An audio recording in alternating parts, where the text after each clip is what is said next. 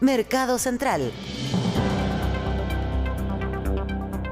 Ayer, decíamos recién, Connie, tuvimos novedades en la discusión tributaria. Finalmente tenemos este acuerdo con la Democracia Cristiana. Fue bastante sorpresivo. No se sabía que estaban en negociaciones. Bueno, esa también es la gracia de tener esa muñeca política. Se llegó a un acuerdo para el proyecto que busca reformar el impuesto a la renta.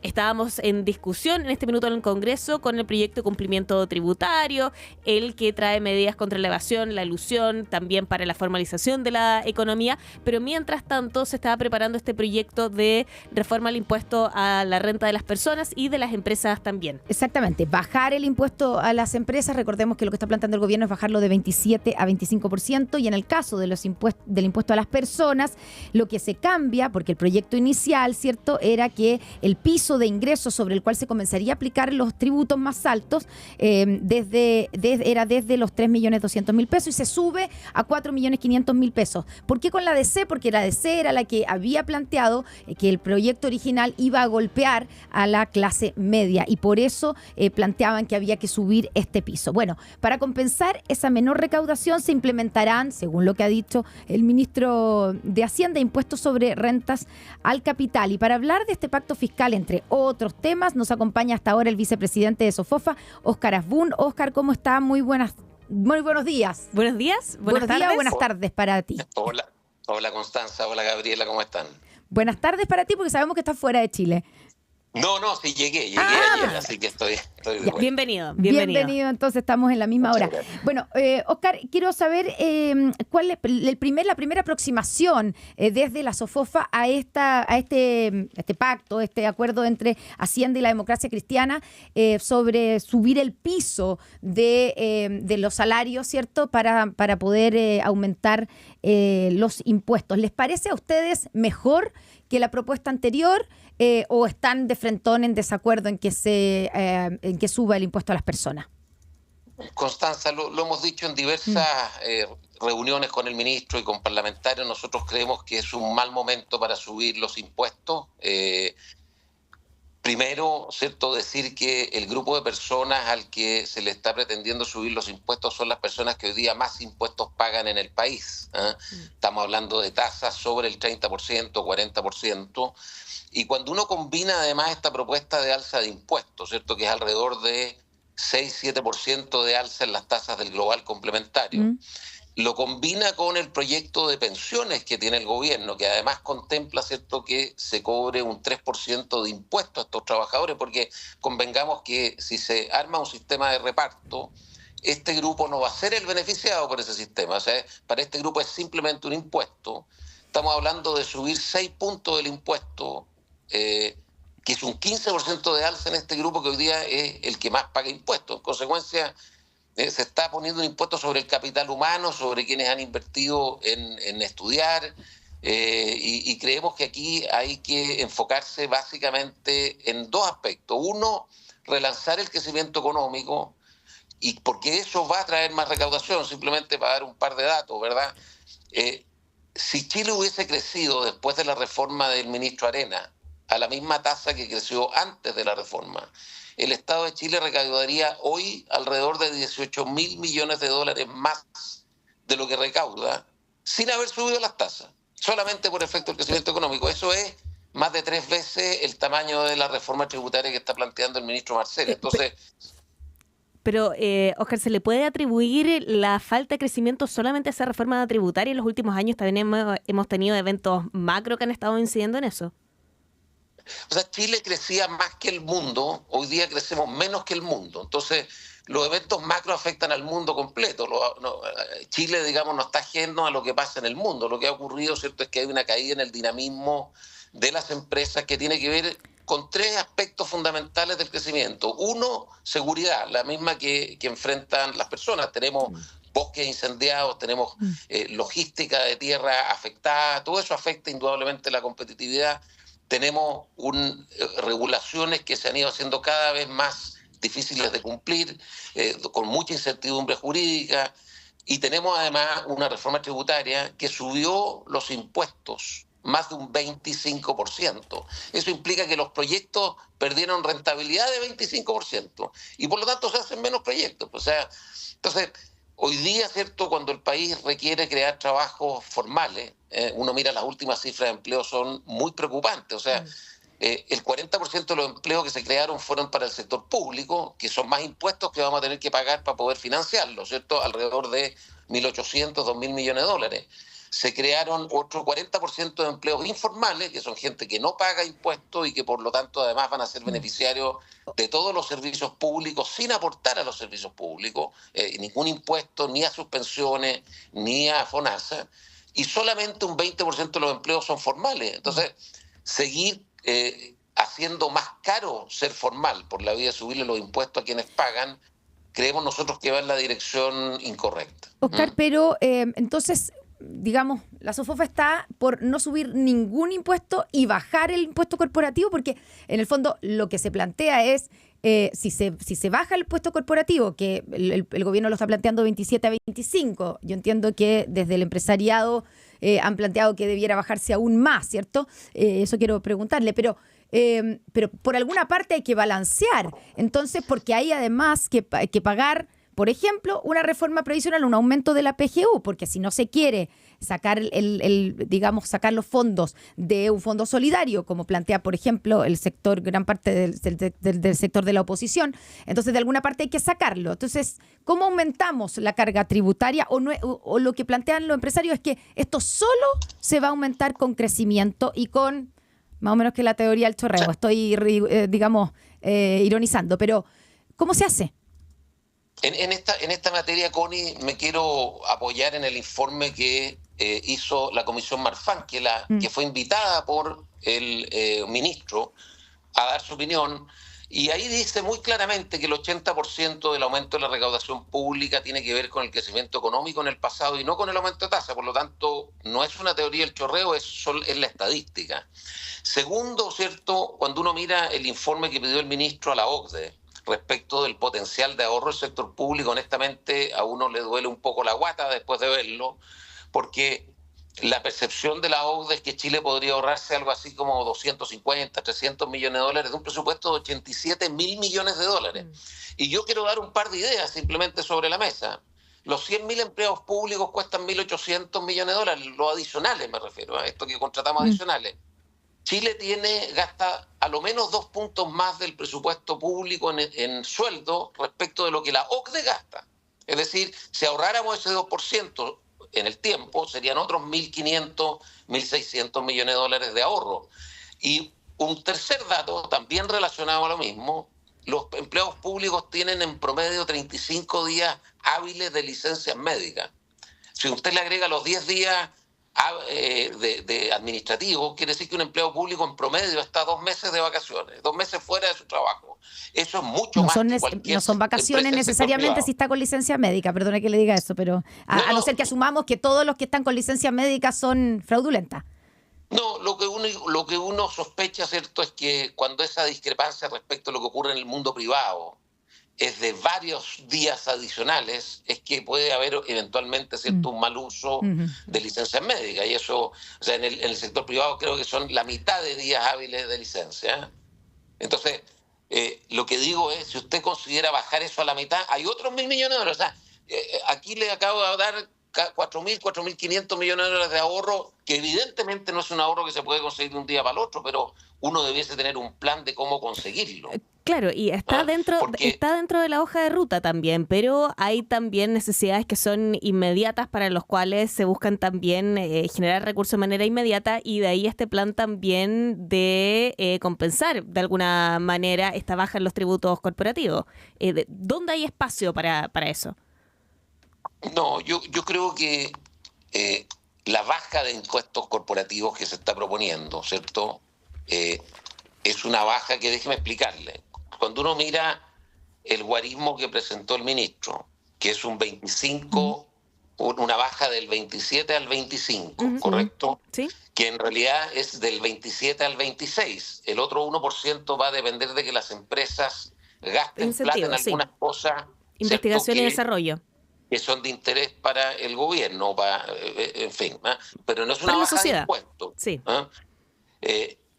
Y eso se compensa en principio con un impuesto al dividendo del 7%. ¿Ok? Bueno, esa suma del 25 y el 7% de impuesto al dividendo, nuestra impresión es que es mayor que pagar un 27 hoy día. O sea, nosotros hemos planteado la idea de bajar los impuestos, ¿cierto? Bajar el máximo del impuesto al capital al 35, que es lo que pagan los extranjeros, y bajar el impuesto de primera categoría al 23%. Y buscar un De 27 a mecanismo 23. de 27 a 23. En el fondo, en vez del 25 que plantea el ministro, 23. 2 puntos adicionales, ¿ok? Esos 2 puntos adicionales cuestan $900 millones en recaudación, que no estarían tratados por la reforma del ministro.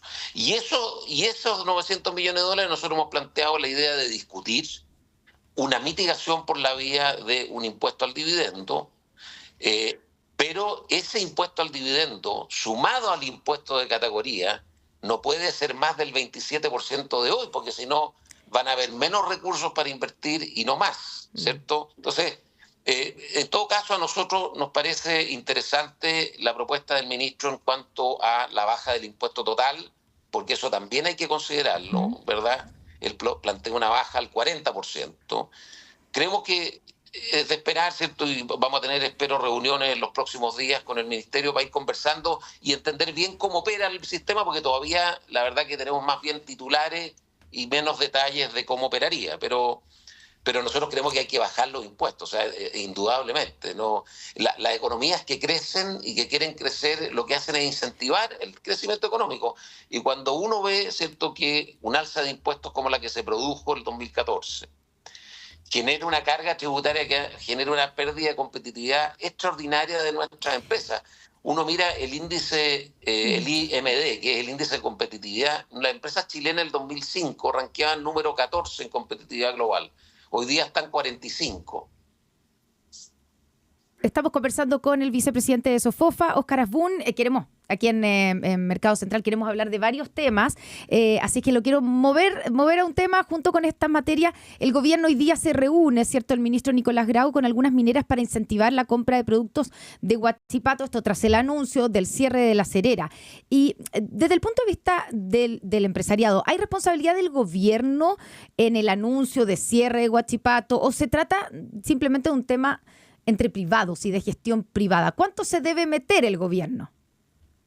A ver, primero decir que lamentamos muchísimo el cierre de la planta de Huachipato. Esto afecta a más de 20.000, 25.000 personas. Es indudablemente una muy mala noticia. No es la primera faena productiva que anuncia su cierre. También hace algunos meses atrás la planta de Licantén de Celulosa Arauco también anunció su cierre. Y la verdad que no es sorprendente que empresas chilenas de este tipo estén teniendo que cerrar porque, tal como digo, llevamos 15 años, 12 años enfrentando cada vez regulaciones más complejas en materia de permiso, en materia laboral, impuestos. Pero aquí no parece ser ese el problema. El problema parece ser, según ha dicho la misma empresa, un dumping por parte de China, no un exceso de permisología en Chile. Bueno, déjeme terminar la idea y le contesto eso de manera precisa. Entonces, aquí lo que se tiene que diseñar es una política pública que aumente la competitividad de todas las empresas. Ahora, en el caso particular y el reclamo que hace Huachipato, ¿verdad?, respecto de Chile tiene tratados internacionales y tiene tratados bilaterales donde existen cláusulas, ¿cierto?, de discusión respecto de técnica, una discusión técnica respecto de si existen o no dumping. Eso es una cosa que se debe resolver de modo técnico, no político. Obviamente que el gobierno en ese sentido tiene la potestad de invocar estos acuerdos, pero así como no debiese ponerse en desmedro una empresa nacional producto de subsidio en el extranjero, tampoco debiese la economía subsidiar una empresa que no es competitiva. Y eso es un análisis técnico que debe hacerse a nivel de estos acuerdos bilaterales y eso concluir en una solución, digamos. Es decir, no tendría sentido continuar con sobretasas, considerando de que la empresa no es rentable, solamente a nivel de mercado. Yo creo, y esto es una decisión técnica, porque yo no tengo los antecedentes para conocer, ¿cierto?, si es que hay dumping o no hay dumping.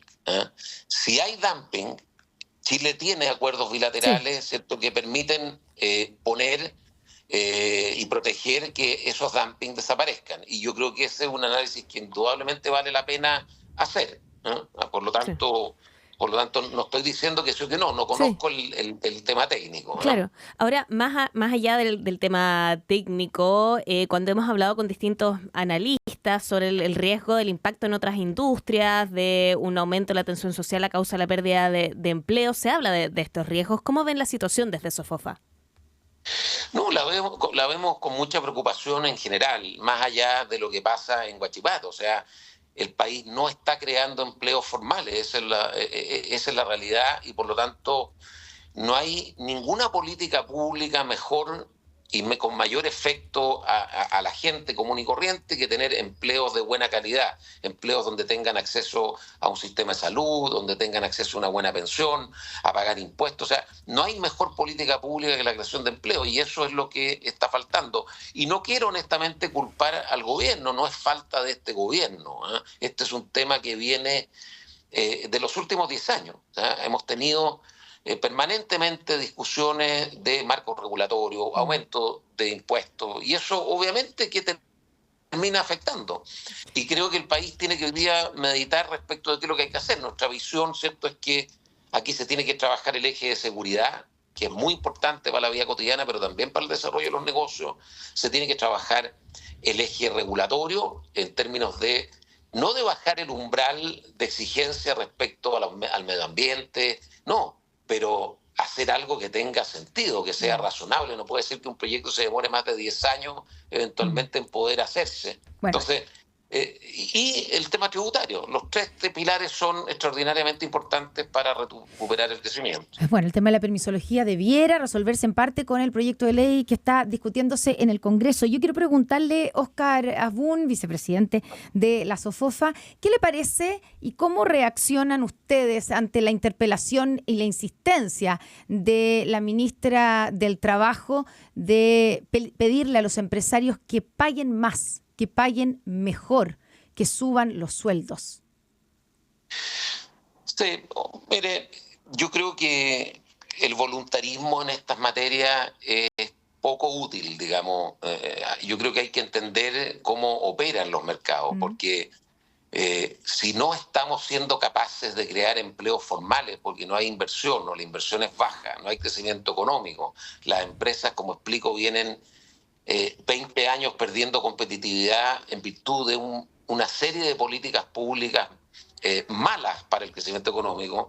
La verdad que pedir voluntariosamente, digamos, que las empresas suban los sueldos, creo que es entender poco cómo funcionan los mercados laborales. O sea, esto solo en el fondo, porque coincidimos en que la mediana de los sueldos en Chile es baja, ¿cierto? Eso es un hecho. ¿Baja comparada con qué? Bueno, bajas y comparada con los gastos que tiene que incurrir exactamente, también. O sea, sí, lo que pasa es que tiene que compararla, Constanza, con los países que tienen circunstancias parecidas a las nuestras, porque si la comparamos con Noruega, sin duda que son bajas, ¿verdad? Sí, pero no lo estoy comparando con Noruega, pero el sueldo, la mediana del sueldo en Chile, y estoy poniendo grandes y pequeñas empresas, por supuesto, supera los 500, un poquito de los 500.000 pesos. Eso es la mediana.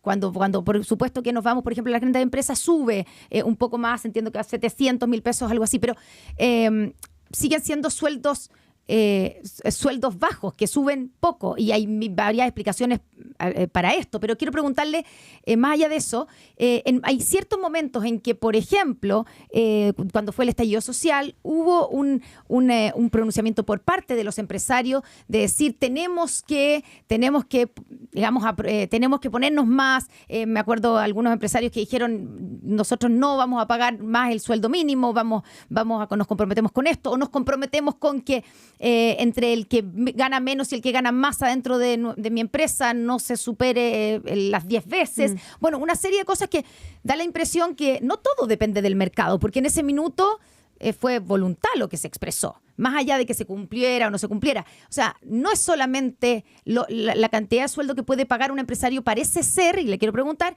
que no depende solo de las condiciones del mercado, ¿no? O sea, depende, ¿cierto?, de el valor de la educación que tenemos, donde tenemos un problema enorme, ¿cierto?, porque es distinto producir activos simples que producir software, ¿cierto? Sí. Entonces, hay un tema relevante en educación que el país debe abordar, que tenemos una educación deteriorada. Eso sí puede mejorar en el largo plazo los sueldos. El crecimiento económico mejora en el largo plazo los sueldos. Déjeme decirle que en el periodo anterior a Arena, las rentas reales en UF crecieron el doble de lo que han crecido en los 10 años posteriores. Entonces, al final, uno puede hacer gestos, pero en el largo plazo, ¿cierto?, se impone la realidad. Y la realidad es que las empresas compiten en el mundo, estamos en un mercado pequeño y por lo tanto en el largo plazo la forma en que las rentas crecen es cuando se necesitan más trabajadores y hay más demanda por trabajadores y hay menos, y esa es la clave, ¿no es cierto? Más demanda por trabajadores, porque eso es lo que de verdad le da poder de negociación al trabajador, es de verdad lo que permite que en el largo plazo las empresas vayan mejorando las condiciones laborales, porque crece la torta.